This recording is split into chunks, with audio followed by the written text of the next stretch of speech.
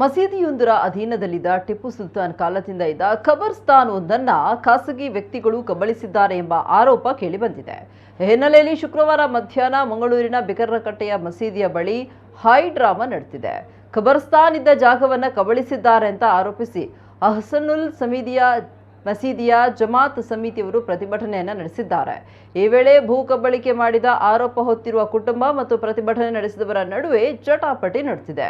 ಪ್ರತಿಭಟನೆ ಮಾಡ್ತಾ ಇದ್ದ ಜಾಗದಲ್ಲಿನ ಬ್ಯಾನರ್ ತೆರವು ಮಾಡಿದ ದೊಣ್ಣೆಯಿಂದ ಪ್ರತಿಭಟನಾಕಾರರ ಮೇಲೆ ಹಲ್ಲೆಗೆ ಕುಟುಂಬದ ಮಹಿಳೆ ಮುಂದಾಗಿದ್ದಾರೆ. ಇದರ ಜೊತೆಗೆ ಸ್ಥಳದ ಮಾಲೀಕ ಎನ್ನಲಾದ ವೃದ್ಧ ಉಸ್ಮಾನ್ ಎಂಬುವರು ಓರ್ವನ ಶರ್ಟ್ ಹರಿದು ತಮ್ಮ ಆಕ್ರೋಶವನ್ನ ತೋರಿಸಿದ್ದಾರೆ. ಅಹ್ಸನುಲ್ ಮಸೀದಿಗೆ ಸೇರಿದ ಖಬರ್ಸ್ತಾನ್ ಇದ್ದ 30 ಸೆಂಟ್ಸ್ ಜಾಗವನ್ನ ಉಸ್ಮಾನ್ ಎಂಬವರ ಕಬಳಿಸಿದ್ದಾರೆ ಅಂತ ಮಸೀದಿ ಆಡಳಿತ ಆರೋಪಿಸಿದೆ. ಆದ್ರೆ ಇದು ನನ್ನ ಪಿತ್ರಾರ್ಜಿತ ಆಸ್ತಿ ಅಂತ ಉಸ್ಮಾನ್ ವಾದಿಸಿದ್ದು ಖಬರ್ಸ್ತಾನ್ ವಿವಾದ ದೊಡ್ಡ ಸಂಘರ್ಷಕ್ಕೆ ಕಾರಣ ಆಗಿದೆ.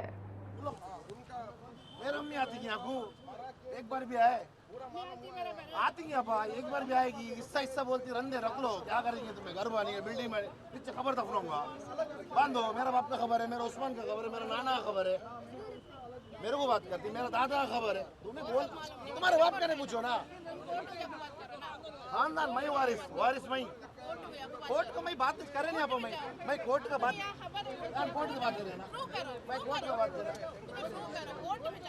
मैं proof I am not talking about any proof कुछ प्रूफ का बात नहीं कर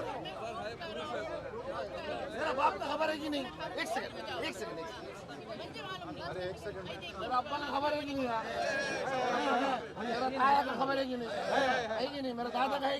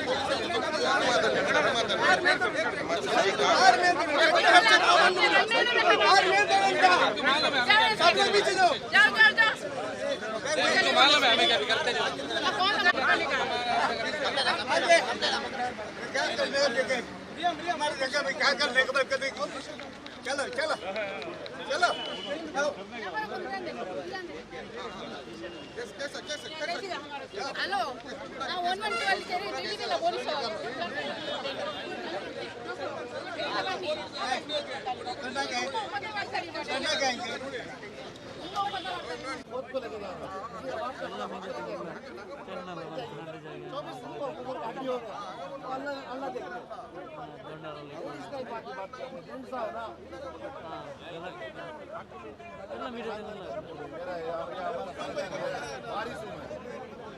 बात किया बैठा हूँ